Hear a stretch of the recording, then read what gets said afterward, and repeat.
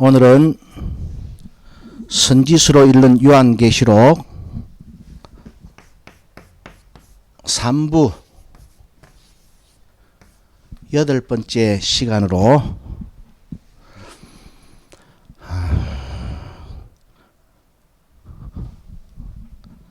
천지개벽과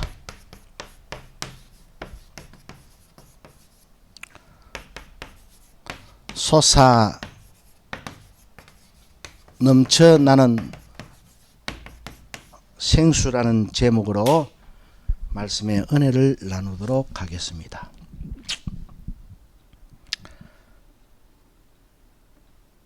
이때까지 몇 시간에 걸쳐서 무식한 종말론이라는 제목으로 4대 천황의 격전장 유브라데 전쟁이라는 제목으로 말씀의 은혜를 나누어 왔지만은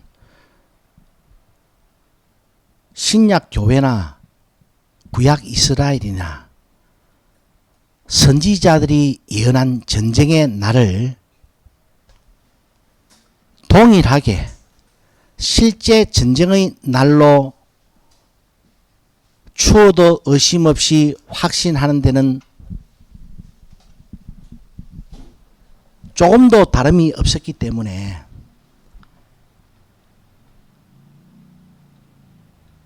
요한계시록의 예언까지도 많은 사람들이 그 나오는 뭐 전쟁 이야기 있잖아요. 전쟁자만 딱 들어가 버리면은 무조건 3차 세계대전 아니면은 아마겟돈 전쟁으로 전부 다 이해를 하고 확신을 했습니다.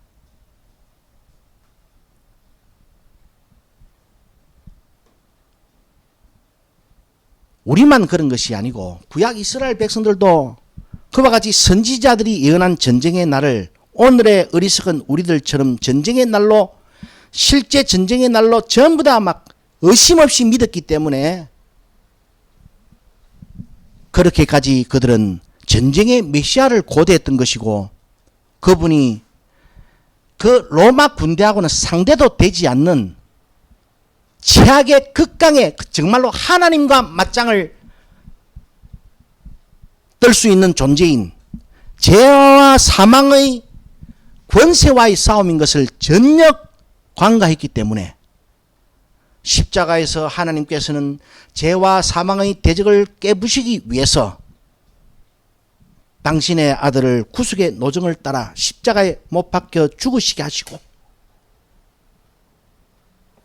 우리의 영원한 승리의 보증으로 사흘 만에 무덤에서 일으키셨거든요.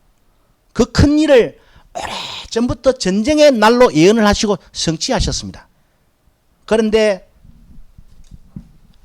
모든 사람들은 그 당시 구약 이스라엘 백성들은 전쟁자가 딱 들어갔다는 이유 하나 때문에 한 사람도 예외 없이 전부 다 전쟁의 메시아를 기다렸어요. 그래서 그들의 메시아가 오시면은 백마를 타시고 말입니다. 로마 군대를 상대하러 이스라엘 백성들을 중무장시켜 가지고 기도온이 300군사 가지고 2만만의 미디안 병력을 섬멸해 버리는데 아니 그 주님이 미디안을 섬멸했던 기도온 장군보다 뭐 급수가 낫습니까? 그러니까 그 어마무지한 하나님께서 이 땅에 오셔 가지고 당신의 백성을 준비시킨 됐을 때 그 12제자들은요 아직까지 꿈을 못 깼을 때 정신이 아직까지 갈 길을 찾지 못했을 때 그래도 기드온은 그 2만만의 떼거지 미디안 군대를 섬멸하기 위해서 300의 용사가 필요했지만은 그래도 우리의 대장은 하나님이신데 예수님이신데 우리 12를 가지고도 충분하다 생각할 수밖에 없었던 거예요. 그래서 예루살렘에 입성하실 때 베드로가 칼 2개를 딱 끄집어내 놓으면서 이거면 충분하지 않습니까? 그랬던 겁니다. 예? 옛날에 보리떡 2마리와 보리떡 5개와 물고기 2마리를 가지고 5천명 장정 미기는 거 봤거든요. 그러니까 막 칼 2개만 딱 있어버리면은 하나님이 막 이 칼 저 칼 난리 보내가지고 이기어금술로 그냥 로마 군대를 섬멸하지 못하실 이야 있겠느냐라고 확신하지 않았겠습니까? 그래서 제가 그 무식한 종말론자들이 득세하게 된 배경도 갑자기 땅에서 솟아난 게 아니고 원래 이 이스라엘 안에서부터 선지자들이 예언한 전쟁의 날, 하나님이 이 땅에 오시는 날을 전부 다 실제 전쟁의 날로 다 생각을 했던 그 뿌리지에서 오늘 이 교회 안에서도 그와 같은 신흥 종말론자들이 등장해가지고 거진 한 100년을 득세했습니다. 지금까지. 아직도 설치고 돌아다니고 있어요. 가들은요. 제가 그만큼 이스라엘하고 붙어가지고 그 전쟁이 또 날 것 같은 막 그런 전운이 감도는 순간에도 제가 미리 말씀을 안 하시래요. 제가 성을 갈아버릴 자신이 있어가지고. 예?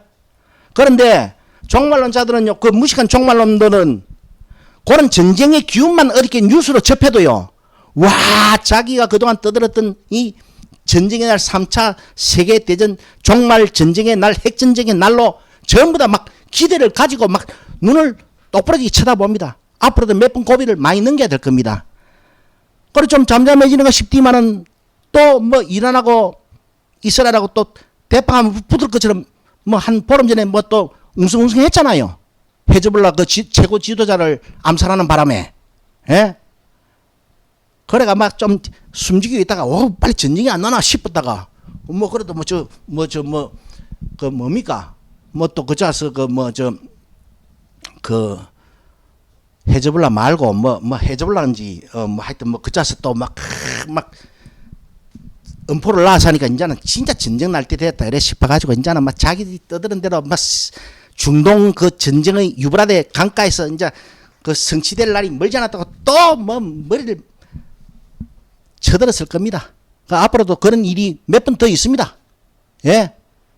그 백날 쳐들어봐야 제가 미리 말씀드리지만은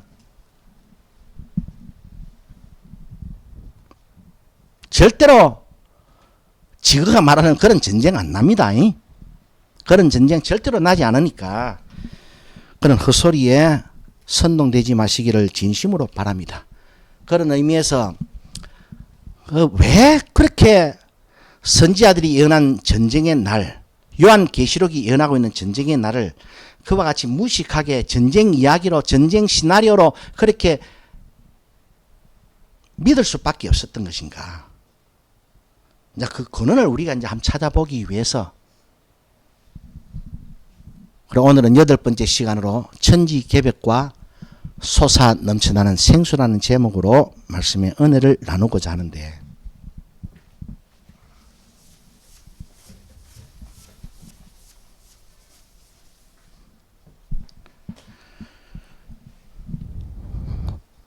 스가랴 14장 1절로 11절의 말씀을 유심히 살펴보면요,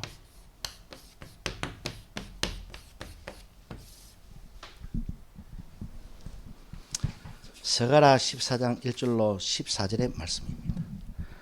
읽어보면은 1절에 여호와의 날이 이른다, 딱 이렇게 되어 있습니다. 여호와의 날이 이르고, 2절에 보게 되면은 열국과 예루살렘이 어마무지하게 엉키 가지고 전쟁을 한다라고, 전쟁을 한다라고 2절에 또 스가랴 선지자가 예언하고 있습니다. 예루살렘과 열국이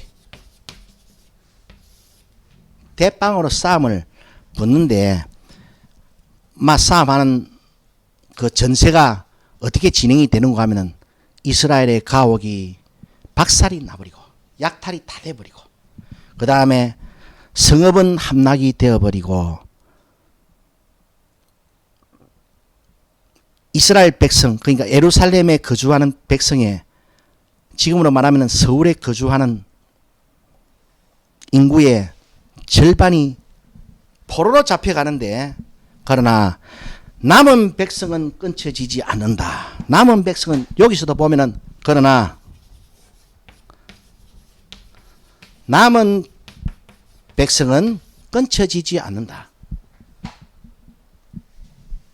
이 말은 그 선지자들의 용어에서 제가 누누이 설명을 해가 왔지만은 남은 백성은 끊쳐지지 않는다. 이 말은 남은 백성을 구원한다는 약속의 말씀입니다. 이게 해석을 하면은. 그런데 이렇게 대빵 싸움이 붙어가지고 예루살렘이 피범벅이 딱 됐을 때 그때에 3절에 이제 뭐라 해놨는가 하면은 하나님이 전쟁의 한가운데로 뛰어드신다라고 스가랴 14장 3절이 생생하게 예언을 하고 있습니다. 그날에 여호와께서 이왕의 전쟁의 날에 함께 하셨던 것처럼 이스라엘 진중으로 들어오셔서 그들을 무장시켜 열국에게 뺏겼던 그 모든 재물과 영토를 탈환하시기 위해서 앞서 진군하신다라고 3절이 그러니까 이제 하나님께서 전쟁에 참여한다고 스가랴 선지자가 예언을 하고 있습니다. 여기까지 말씀을 어느 시대나 이스라엘 백성들은 어떻게 해석을 했겠습니까? 자기들을 압제하고 있는 저 군대들, 헬라 군대든지 로마 군대든지 열국의 군대는 하나님이 이 땅에 오시는 날 너희는 개박살 난다. 문자적으로 딱 그렇게밖에 이해를 할 수밖에 없었습니다. 여러분 알겠습니까?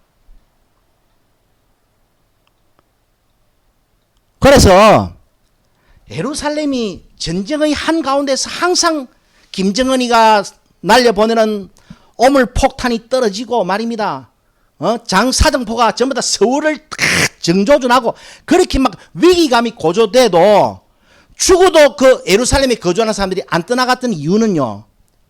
예루살렘에 남은 자는 하나님이 끊쳐지지 않게 하셔가지고 반드시 구원하신다는 이 말씀 때문에 그 말씀을 지긋단의 신앙으로 붙잡고 예루살렘을 떠나지 않았던 거예요. 요즘은 서울을 떠나지 않은 이유가 뭡니까? 거기 집값은 계속 오르거든. 강남 8원권에 한번 진입하고 나면은요 그 땅값은 떨어질 줄을 모릅니다. 그리고 지방에 있는 사람들이 빙빙 같은 사람들아 너 거기서 그 비싼 그 집에 그 조그만한 아파트도 뭐 몇십억 하잖아요. 예? 그러니까 그런데 살지 말고 그 팔아가지고 지방에 내려와가지고 빌딩 사가지고 목장 크게 사가지고 막 폼나게 한번 살아봐라 그래도 절대로 못합니다. 왜? 그 자 있어야 그 집은 계속해서 지금 자식 때까지 계속해서 올라간다라는 확신이 있어가지고 그것 때문에 절대로 서울을 못 떠나요. 그러나 이스라엘 백성은 예루살렘을 떠나지 않았던 이유가 여기 땅값이 영원히 오르기 때문에 그런 것이 아니고, 예?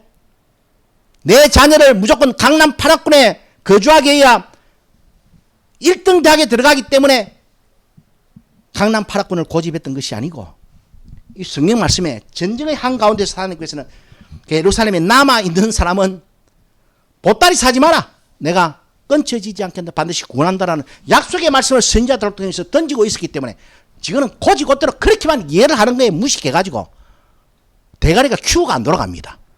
거기다가 막 안 들어가는 큐에다가 막 그 선생들 그 돌대가리까지 갖다 물을 부으니까 머리가 꾸중물에 장기 부가지고 말귀를 절대로 못 알아무요. 지그들이 생각할 때는 무조건 항상 이스라엘 역사는요. 그 한때 솔로몬의 지하나 다윗왕의 지하 때 진짜 그 주변을 떨게 할 정도로 강대 국가를 한번 이뤄본 영화의 시기를 지나고 나서는 한 번도 열국의 말발굽발에 밟히지 않았던 때가 없었습니다. 그럴 때마다 이 사람들은 선지자들의 연설을 읽었을 것 아닙니까? 우리보다 더 열심히 성경을 읽었으니까. 그럴 때마다 이 전쟁 이야기가 나올 때 어떻게 생각했겠어요? 하나님이 자 여기도 본문에 분명히 그려놨잖아요. 예루살렘과 열국이 피터지게 싸움을 하는데 예루살렘이 박살이 난다. 박살이 나가지고 부녀들이 욕을 당하고 말입니다. 부녀들이 겁탈을 당하고 그렇게 적혀 있어요.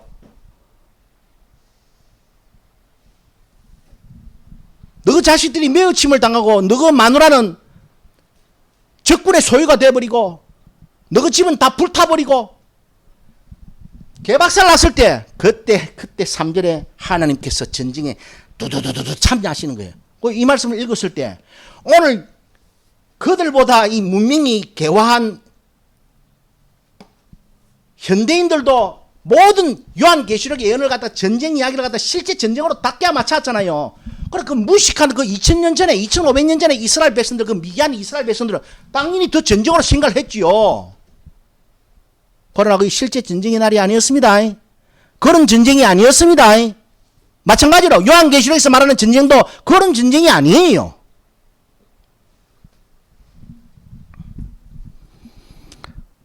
자, 이때 하나님께서 전쟁에 딱 등장을 하시는데 그때 4절에 보니까 주님의 발이 감람산에 팍 내려오시더니 팍 감람산을 밟고 딱 서시는 겁니다.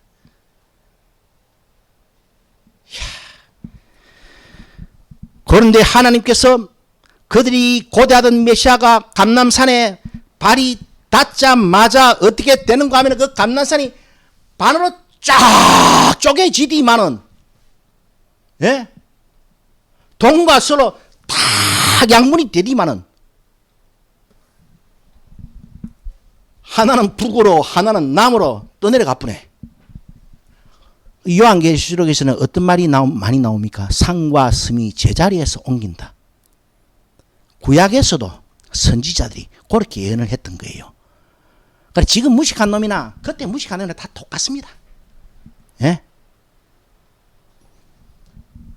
이 4절에 그때 하나님께서 전쟁에 참여하시는데 주님의 발이 감람산에 딱 닿을 때 보니까 막 감람산이 두 개로 딱 쪼개지쁘디만은 남과 북으로 날아가 버리는 거예요.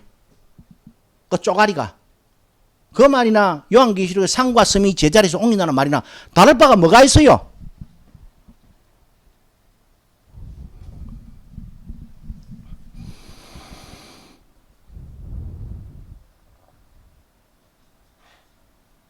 그런데 계속해서 이어지다가 8절에 그날에 생수가 예루살렘에서부터 솟아나가지고 동해와 서해로 쫙 흘러 넘쳐 나가는 환상을 스가랴 선지자가 보았습니다. 그래 이거는 이스라엘 백성도 이해를 잘 못하는 거예요.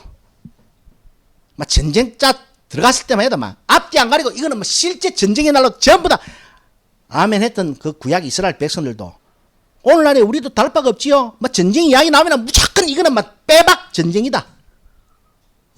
그래가 뭐 4대 천왕을 주장하면서 유브라데 강가로 북쪽의 러시아와 서쪽의 이시 군대와 동쪽의 중공군의 이만만의 군대와 남쪽에 뭐 애국 군대든지 뭐 무슨 군대든지 아랍 군대든지 세례 처밀리 올라와 가지고 막 전쟁한다고 피 터지게 싸움한다 해놓으니까 막 구약 이스라엘 백성들도 그렇게 믿었듯이 오늘 이 신약의 또라이들도 그렇게 믿고 있는 거예요. 그 하나님의 그 언어를 이해를 못해서 그런 겁니다. 하나님의 표현력을 이해를 못해서 그런 거예요. 허구한 날 그 목사놈들이 그 똘마니들 개떼같이 앉혀놓고 허구한 날 그 뭐 LA 뒷골목에 뭐 미스터 스미스는 청년이 있었는데 뭐 이렇게 신앙을 잘해가지고 뭐 사업이 성공하고 11조를 많이 하고 막 11조 영웅이 되고 아이고 미친놈의 새끼들 구지련을 하고 있으니까 안 그래도 또라이들이 돌대가리들이 이해가 깨지겠습니까 여러분?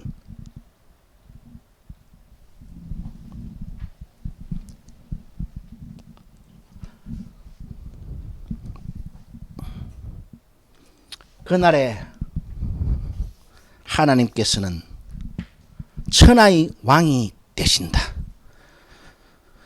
다시는 저주가 없으며 예루살렘이 영원히 안녕히 선다. 예루살렘이 안녕히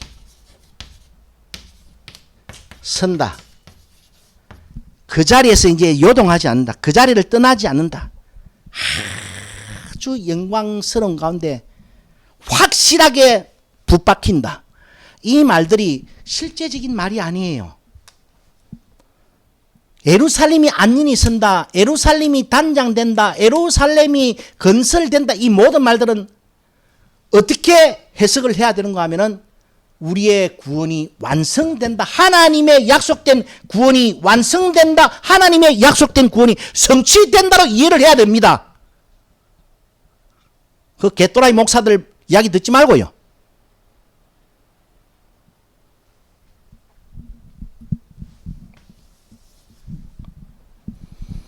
자, 8절에 그날의 생수가 동과 서로 흘러 넘친다 이래 되는데,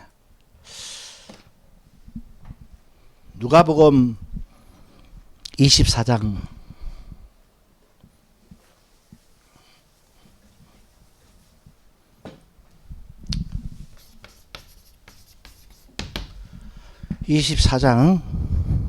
44절에서 49절.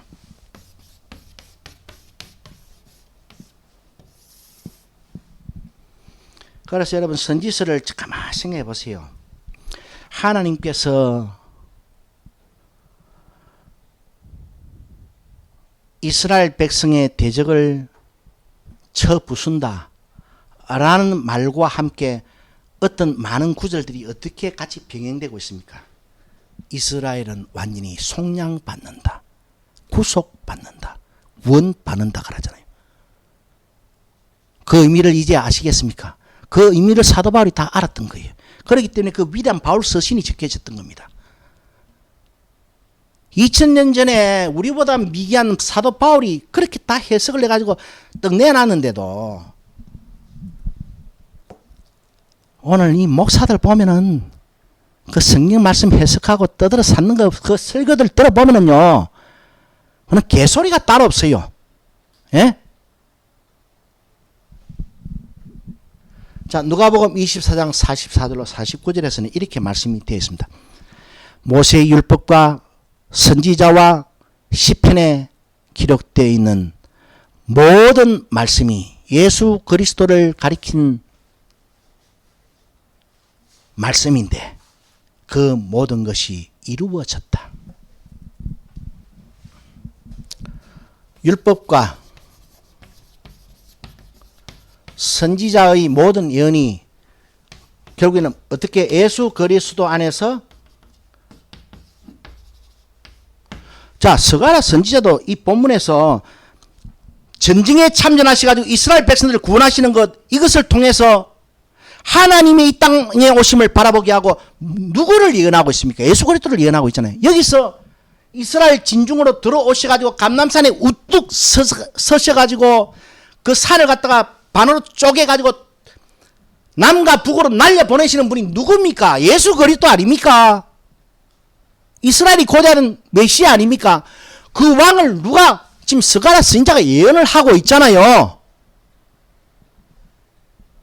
그럼 그 모든 예언이 이루어졌다 이 말입니다. 이루어졌는데, 그래서 44절이 이렇게 시작되고 나서 46절에서는 보면은, 누가복음 24장 46절에서는 보면은, 그래서 예수 그리스도께서 십자가에 못 박혀 죽으시고 사흘 만에 부활하셨다. 딱 일어났습니다. 그러면은 선지자들이 예언이 어떤 사건을 예언하고 있었다 이 말입니까? 예수 그리스도 안에서 어떻게 이루어졌다 이 말입니까? 예수 그리스도가 실제 이스라엘 백성들 앞에 장문처럼 나서가지고 활을 쏘고 창을 휘두르고 장비처럼 육지창을 휘두르고 삼두창을 휘둘러가지고 성취되었습니까? 아니지요. 선지자가 예언한 전쟁과 그 전쟁의 한가운데로 뛰어드시는 하나님의 이 땅에 오심, 이 모든 것은 어떻게 성취되었다? 누가복음 24장이 결론 내려주기를 예수 그리스도 안에서 성취가 되었는데 성취가 되어야 될 것이 아니냐? 왜? 선지자들의 예언이 예수 그리스도를 예언하고 예수 그리스도의 사역을 예언하고 있었기 때문에 십자가 성취되었다 이 말이에요. 알겠습니까? 그리고 나서 이제 그 중요한 말이 있는데 49절에 누가복음 24장 49절에 죄사함을 얻게 하는 회개가 예루살렘에서부터 시작될 것이다. 그럼 그것도 무엇입니까? 선지자가 예언했던 거라 이 말이잖아요. 그래 바꾸어 말하면은 선지자가 예언했던 주님의 발이 감람산에 딱 서셔가지고 전쟁의 한가운데를 뛰어드시기 위해서 예루살렘이 개박살 나고 있으니까 예루살렘을 적국의 손에서 구원하시기 위해서 이 땅에 임하시는데 전쟁의 한가운데를 참전을 하시는데 그 참전하실 때 맨 먼저 이 땅에 감람산에 강림을 하시는 거예요. 감람산에 딱 주님의 발이 서는 순간에 반으로 빡 쪼개져 뿌리면 남과 북으로 날아가 버리네. 산과 섬이 제자리에서 옮겨버리듯이. 그러고 나서 어떻게 예루살렘에서부터 생수가 말입니다. 솟아나가지고 동과 서로 이 세상 끝에서 이 세상 저 끝까지 흘러 넘친다. 그래 그 예언이 예수 그리스도 안에서 이루어졌는데 어떻게 십자가의 죽으심과 3일 만에 부활하심과 그리고 이후에 예수 그리스도의 그 십자가 복음이 부활의 복음이 예루살렘 교회에서부터 시작되는 것으로 성취되었다는 것을 이 누가가 확증하고 있는 거예요. 그래 그게 실제 전쟁입니까? 그런데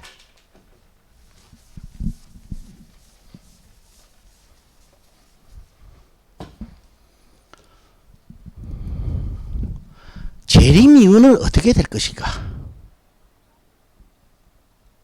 많이 궁금해한다 아닙니까?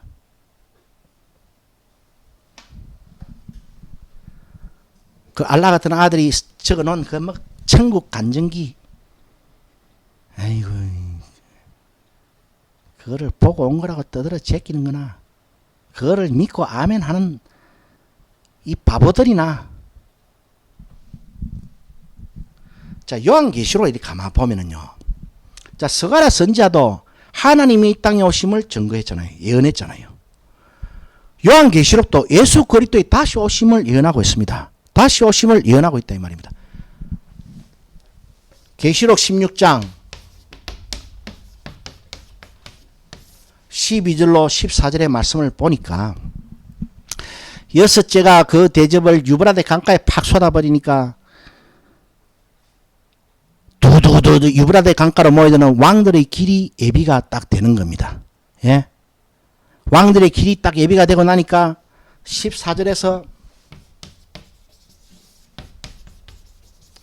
깨구리 같은 새 들어온 영이 용과 짐승과 거짓 선지자의 입에서 화 나오는 거예요. 이거 여기서도 보면 용과 짐승과 거짓 선지자 그거 좀 뭐 설명할 게 많습니다. 그게. 그 왜 해필 그 깨구리 같은 더러운 영이 용과 짐승과 거짓 선지자의 입에서 나올까요? 그래서 그 더러운 영이 나오는 거 싶었지만은 이 가만 보니까 이 영이 나와가지고 왕들의 길이 예비되고 그 영이 나옴으로 왕들이 유브라데 강가로 막 모여드는데 예비가 되니까 모여드는데 그렇게 깨구리 같은 새 더러운 영이 무엇 때문에 그 왕들을 모아들이는 것인가? 여호와의 큰 전쟁의 날을 위해서라고 딱 해놨어요.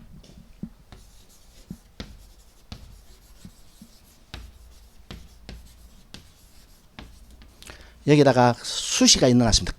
큰 전쟁의 날. 큰 자까지 들어간 거 보니 이거는 막 보나마나 아마겟돈 종말 핵전쟁이다. 아이고. 그래 사니까 유브라데 강가로 모여드는 4대 천왕을 지금 멋대로 만들어가지고 무협 소설로 각색을 하지를 않나. 예? 무협 영화로 각색을 해가지고 지금 멋대로 떨고 돌아다니는 거요. 그래 여하튼 계시록 16장 12절 14절에도 보면은 개구리 같은 새 들어온 영이 왕들을 갖다가 한 곳으로 불러 모아들이는데 뭐 때문에? 여호와의 큰 전쟁의 날을 위해서 그 전쟁의 실제 전쟁의 날일 것인가? 그런데 또 계속해서 요한계시록 16장 17절로 20절입니다.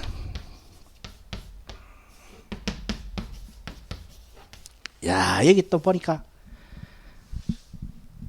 전무후무한 지진이 바바바바바바 일어나는 겁니다. 이게 이 포항 지진 정도는 아닙니다. 이거 어마무지한 지진이 전에도 없었고 후에도 없는 어마무지한 지진이 팍 일어나더니만은 자 주님이 스가랴 선지자가 예언할 때 그분의 발이 전쟁의 한가운데를 뛰어드시기 위해서 감난산에 탁 내려오실 때 하강하실 때 산이 반이 퍽 쪼개지지만 쪼개진 반반이 남과 북으로 휙 날아갔잖아요. 마찬가지로 아니 주님이 이 땅에 이제 임하실 때가 된 것 아닙니까? 왕들이 여호와의 큰 전쟁의 날을 위해서 모였으니까 그 실제 전쟁의 날일 것인가? 그래 하여튼 그 전쟁의 날을 위해서 왕들이 모여오는데 그날에 보니까 동시에 큰 지진이 나면서 큰 성이 말입니다. 세 갈래로 18절에 큰 지진, 19절에 큰 성이 세 갈래로 쫙 쪼개져 봅니다. 주님의 발이 닿은 감람산이 반으로 쪼개져 가지고 남과 북으로 휙 떠가지고 날아가 뿌듯이 스가랴 선지자는 그렇게 예언을 했지 않습니까? 그죠? 이 큰 지진이 난과 동시에 여호와의 큰 날을 위해서 큰 전쟁의 날을 위해서 왕들이 모여올 때 큰 지진이 나면서 큰 성이 세 갈래로 쫙 갈라져 버립니다. 그러면서 동시에 20절에 보니까 산과 섬이 제자리에서 붕 떠가 날아가 버려요. 제자리에서 옮긴다고 해놨습니다. 이거 뭐 전부 다 뭐 실제 천지 개벽으로 다 알았잖아요. 그런데 이렇게 큰 격변이 지나고 나서 계시록 22장 1절로 2절, 계시록 22장 1절로 2절. 하나님과 어린 양의 보좌로부터 생명수가 팍 찰찰찰찰 흘러나오더니만은 만국을 소성하기 위해서, 만국을 살려내기 위해서 생명수가 찰찰찰찰 하나님과 어린 양의 보좌로부터 흘러나온다. 자, 어마무지한 전쟁의 날에 참전하시기 위해 주님께서 이 땅에 하강하셨습니다. 어디에 하강하셨습니까? 감람산에. 감람산에 하강하실 때 산이 반으로 딱 쪼개져 버렸나 남과 북으로 핑핑핑 날아가 버렸어요. 그래가 뭔 일이 일어난가 싶었지만은 이었고 생수가 예루살렘에서부터 솟아나디만은 이 세상 저 세상 끝까지 동과 서로 막 하염없이 흘러 넘쳐 들어가는 겁니다. 요한계시록도 동일한 예언을 하고 있습니다. 큰 전쟁의 날을 위해서 왕들이 모여옵니다. 그날에 보니까 막 큰 지진이 나고 말입니다. 성이 세 갈래로 쫙 쪼개져 버리고 산과 섬이 제자리에서 옮겨버리네. 2절은 어떻게 말씀하고 있다? 하나님과 어린 양의 보좌로부터 생명수가 흘러나온다. 요 포인트를 잡아야 시온산에서 들려질 14만 4천이 어린 양과 함께 부르는 새 노래, 예, 그것과 연관지어서 주님이 재림하신 이후에 이 세상은 어떤 시대를 목도하게 될 것인가를 우리는 전망해 볼 수가 있는 거예요. 다음 시간에 계속해서 보겠지만은 스가랴 선지자는 이 예언을 하면서 말미에 뭐라 해놨는가 하면은 누가는 그렇게 해석을 하고 있습니다. 성령을 기다리라. 그래서 성령이 마가다락방에 기도하는 120의 문도 머리 위에 떨어져 붙을 때, 예, 하나님의 신부, 하나님의 아내 된 교회와 성령이 조인트가 딱 되어버렸을 때 로마 제국이 기독교로 함락되는 그 시대의 사건이 뒤따라 나왔습니다.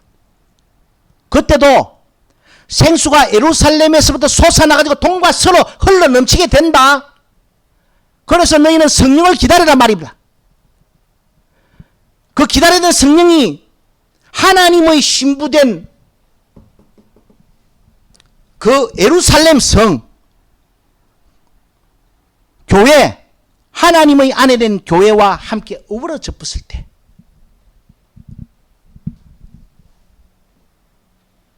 그러면 그 시대는 고 예언의 성취를 통해서 어떤 다가오는 위대한 완벽한 완성의 시대를 바라보는 것인가.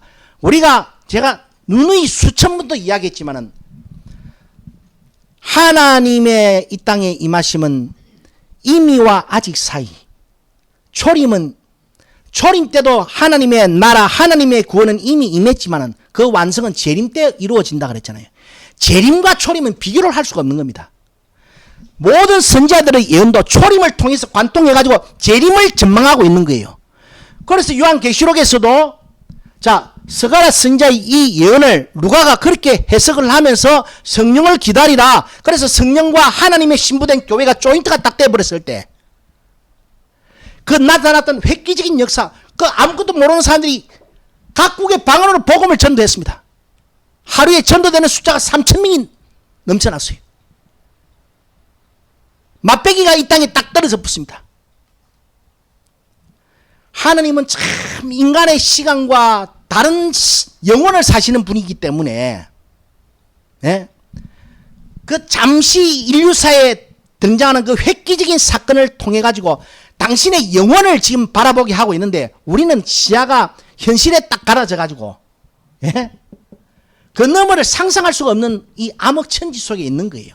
그러나 주께서 다시 오실 때는 얼굴과 얼굴을 맞대고 주께서 나를 아신 것 같이 내가 주의 영으로 말미암아 하나님을 온전히 알게 되리라 라는 시대 재림이 성취가 되면은요, 이 모든 이 초림을 관통했던, 그러면서도 미래를 전망하였던 이 구약 선지자들의 예언이 절정에 다다르게 되는 것이고 그 절정의 성취를 이루게 되는 겁니다. 그래서 요한계시록 22장 하나님과 어린 양의 보좌로부터 생명수 흘러나온다 해놓고 그 후반절에 가만히 기억해보세요. 성령과 신부가 말하기를 와서 누구나 생명수를 먹으라 그러잖아요. 바로 그 시대가 새 노래를 부르는 시대입니다. 구약의 선지자 예언을 가지고 전쟁, 실제 전쟁의 이야기로 그렇게 풀면 안 되지요. 예? 더더군다나 그래도 계시가 조금 거쳐졌는 이 신약 교회 시대를 살아가는 이 그래도 2000년, 2500년 전에 구약 교회보다는 좀 그래도 문명화된 오늘 우리가 아직도 그 무식한 놈들 따라다니면서 전쟁의 이야기로 이 요한계시록을 들어야 되겠습니까? 예?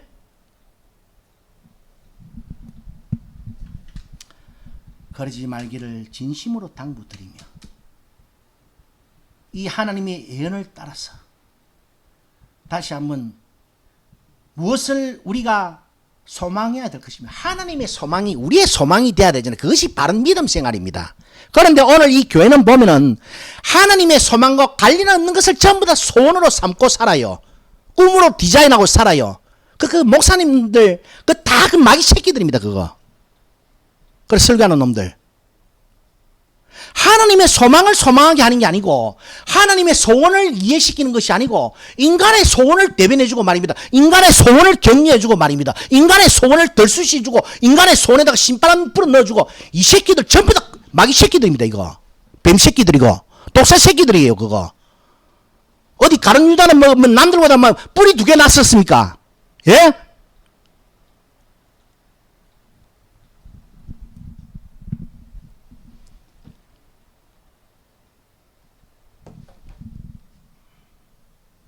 그래서 저는 왜 지금 이 시대가 들어주지도 않는 이 복음을 전하는 것인가? 다가올 시대가 그런 시대임을 누구보다는 더 알기에 그래도 참고 전하는 거예요. 그래 이 신비는, 이 체험은, 이 소명은 경험해 보지 못하면 절대로 모릅니다. 그러니까 그런 개소리나 떠들고 돌아다니는 거예요. 앞으로 뭐 제가 많은 사람이 이 복음을 들어줄 것 같아서 전하는 줄 압니까? 절대로 더 안 들어줍니다. 더 안 들어주면 주님이 안 오시는가? 주님이 더 빨리 오십니다. 명심하시고 하나님의 소망을 마음에 풍성히 소유하시는 저와 이양교회 진리의 방주 되시기를 주님의 이름으로 축원합니다. 기도 올리겠습니다.